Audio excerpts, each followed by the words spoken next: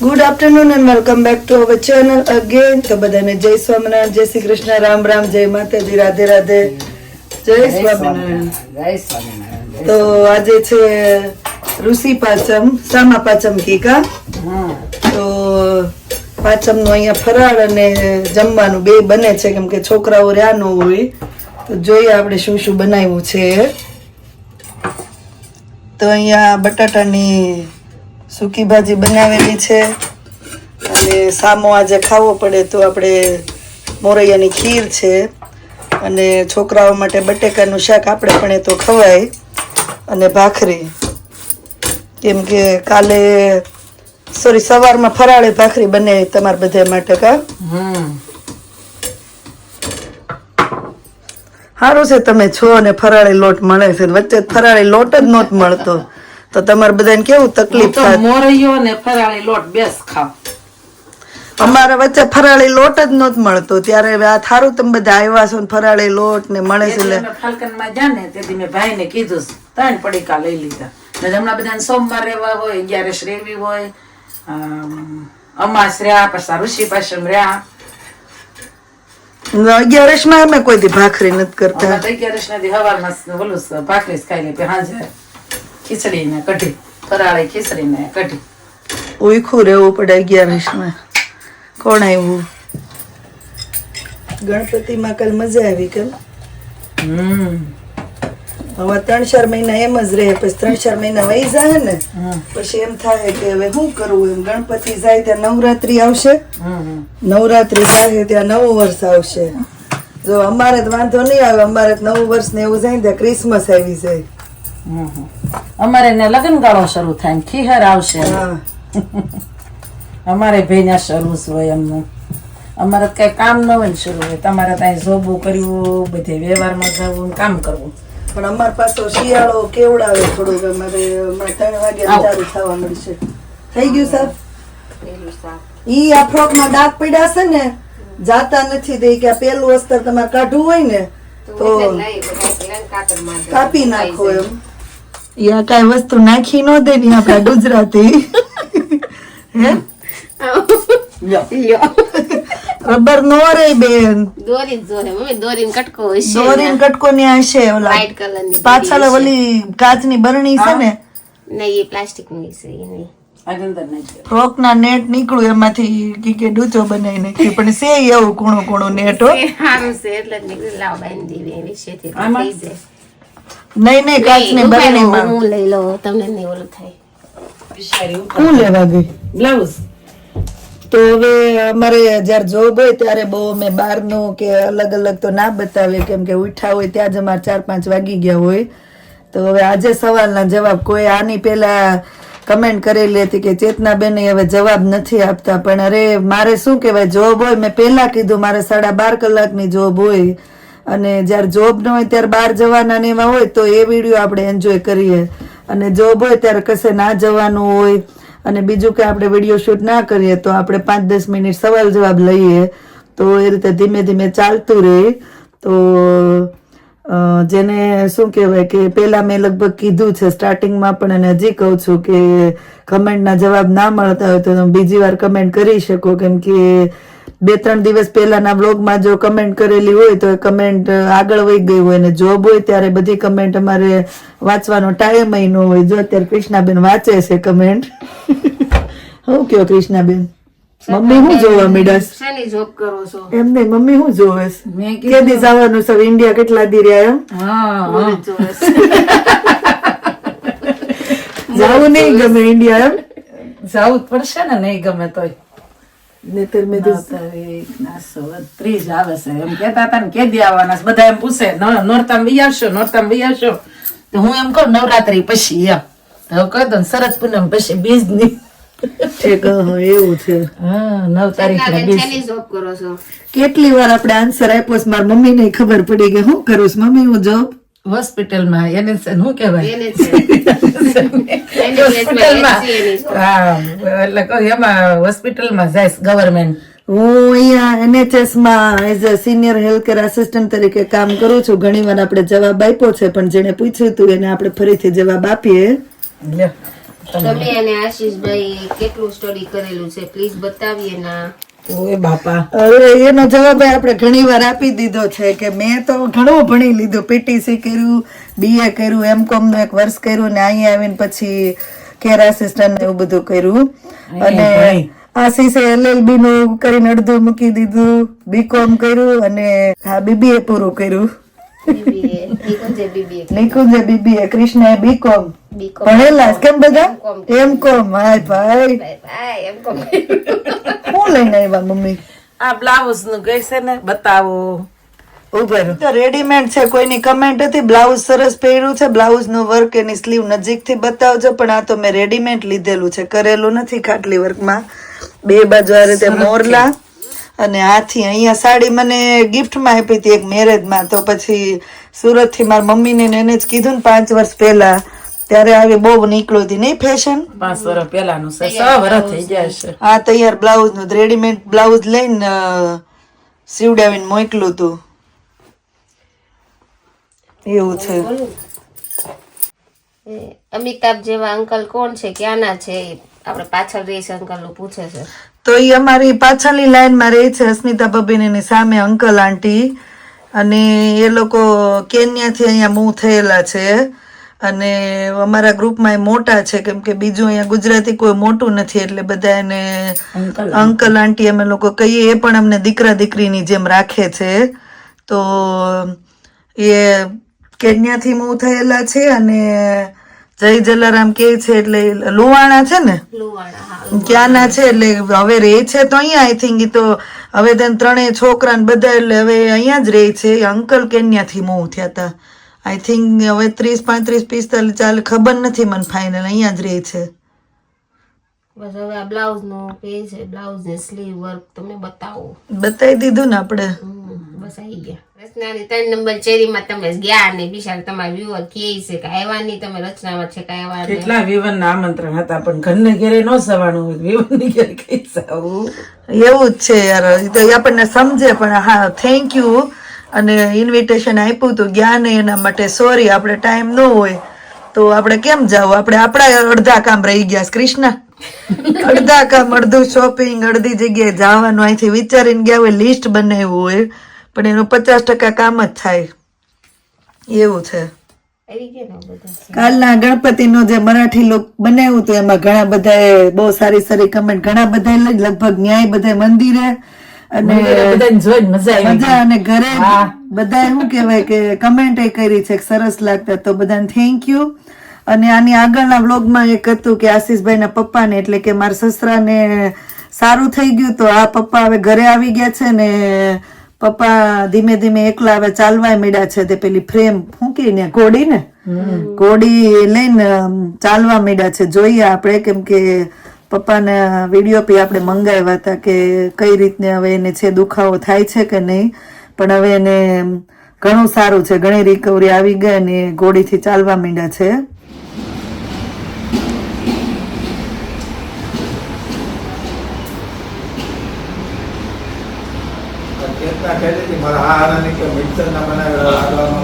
Mixer ના નથી ભાવતા, ઓલા ઝારેથી સોળેલા હોય ને એ ભાવે. એમ ત્યાં વગર સપોર્ટે હાલે છે.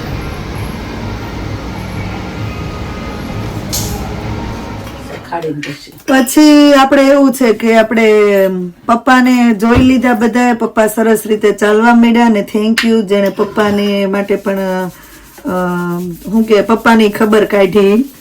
અને હવે એક વચ્ચે ક્વેશ્ચન હતો કે એક બે વાર કે હિરલબેન ને એનો છોકરો નહીં યાદ આવતો હોય કે કેમ ઇન્ડિયા રાખે છે.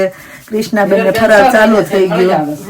હિરલબેન 6 મહિને જઈને મળી આવે, પણ દરેક મા બાપ હોય ને એના છોકરા યાદ આવતા જ હોય. અને આ કન્ટ્રીમાં વગર શું કહેવાય કે સાસુ સસરા ના હોય. આવો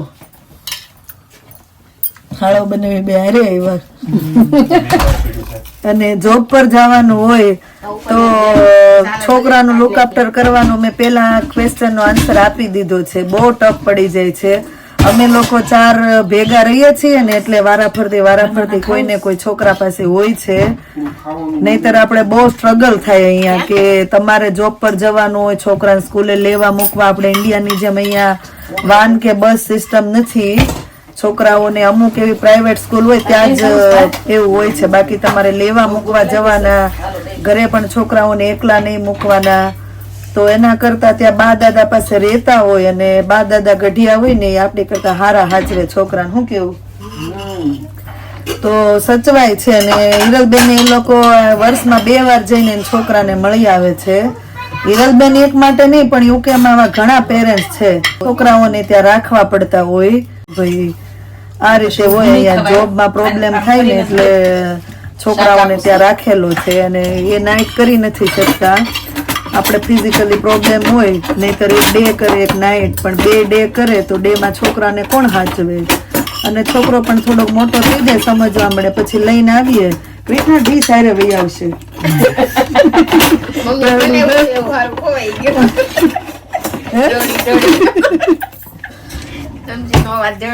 તો એવું છે એટલે છોકરાઓ ત્યાં સારા સચવાય. એટલે એવું હિરલબેન ને યાદ તો આવતા હોય ઘણી વાર, મમ્મી છે તો આંખમાંથી આંસુડાય પડી જતા, રોવાય જતું હોય, પણ બધું આપણે બધાને એક્સપ્લેન કરવાનો કે બતાવવાનો ના હોય. પણ 1-2 વાર એનો સવાલ આવ્યો ને એટલે હિરલબેને પણ મને કીધું તમે જવાબ આપજો, એટલે હું જવાબ આપું છું. આવો રીવાબેન. કોઈ કેમ કહેતો રીવા બહુ ડાય છે, કેવી શાંતિથી બેઠી છે એમ. થેન્ક યુ તો કે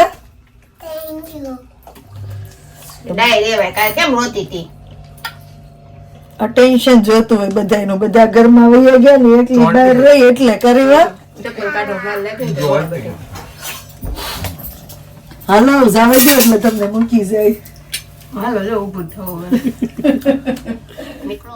વાહ, મહારાજ માટે ઋષિ પાશાનું સરસ મજાનું ફરાળ રેડી થઈ ગયું છે. ફરાળી ભાખરી, સૂકી ભાજી, સાંબાની ખીર, મોરૈયાની ખીર ને સામા પાચમ કેસ સાંબા પાશમ છે, સામો સામા પાશમ એટલે ઋષિ પાશમ છે. તો સરસ મજાનું મહારાજનું ફરાળ રેડી છે. તો ચાલો મહારાજને જમાડવા માટે જઈએ. ચાલો મહારાજ, જમવા માટે ફરાળ રેડી થઈ ગયું છે.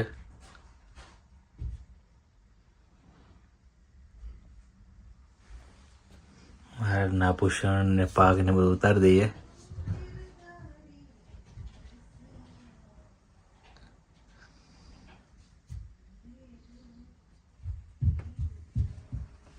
હાલો રીવાબેન, હાલો જલ્દી ખાવા માંડો. ઋષિ પાશમનું ફરાળ રેડી થઈ ગયું છે, કમ્પ્લીટ જમાઈ ગયું છે. જેમાં પછી હવે ડાયજેસ્ટ કરવાનું કામ ચાલુ છે. તો જમીન કામ કરવું પડે ને. હમણાં પછી જોબ પર જવું છે. મમ્મી વાસણ સાફ કરે છે, છોકરા રમવા ગયા, પપ્પા હમણાં ગયા. નિર્વાબેન હોમવર્ક કરે છે.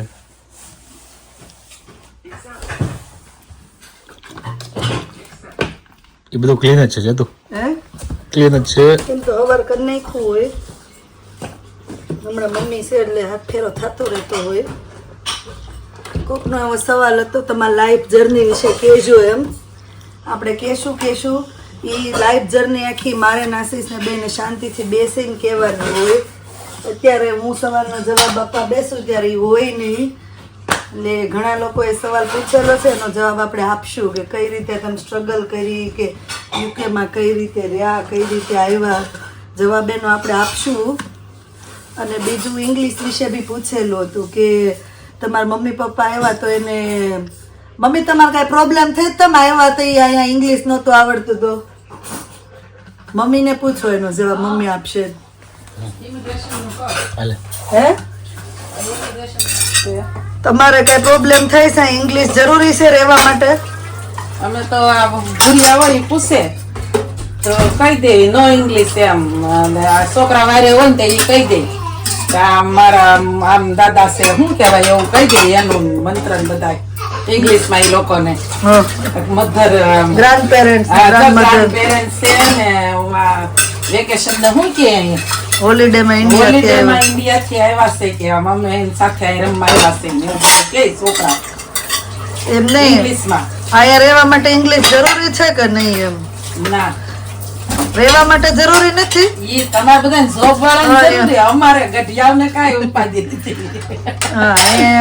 ઇમિગ્રેશન માં તમે નો ઇંગ્લિશ કયો એટલે બહારથી અમને ઉતરાતા ઇંગ્લિશમાં પૂછ્યું તો ક્યાં માયા આવ્યા છે એમ કીધું. અમે નો ઇંગ્લિશ એમ ઇંગ્લિશમાં પૂછ્યું ને તે એટલે અમે તરત તને ફોન લગાડીને બેનને આપ્યો ભૂરીને, તો ભૂરીએ તને બધું પૂછી વાળ્યું. એટલે મેં તમારું ઇમિગ્રેશન ક્લિયર કરી નાખ્યું એમ ને. એટલે નિશાળીનાથી હેઠી શહેર ઉપરથી નિશા ઉતરી અમને વેલકમ વેલકમ એમ અમારું સ્વાગત કર્યું. પછી પાછા પછી મૂકવા આવતી હતી એટલે અમને બાય બાય કરવા આવી ને તારા પપ્પા કે ઓલે બેન આપને મૂકવા આવે છે. મેં મૂકવા નથી આવતી, આપને બાય બાય કે એવું છે.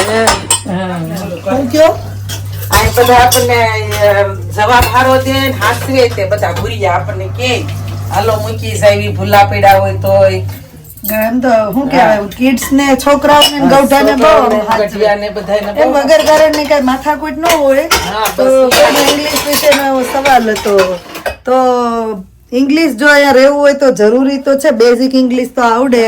જોબ વાળાને ફૂલ ઇંગ્લિશ જોઈ બાપા. અને અમુક જગ્યાએ એવું નથી, એવું હતું કે તમારે મારા ભાભી ને બાજુમાં રહે ને ઈ બેન બધા દેશી છે તો એને તો અમુક વેરહાઉસ ને કંપની આપણા ગુજરાતીના હોય ત્યાં ગુજરાતીમાં ઇન્ટરવ્યુ કરીને પણ લઈ લે છે.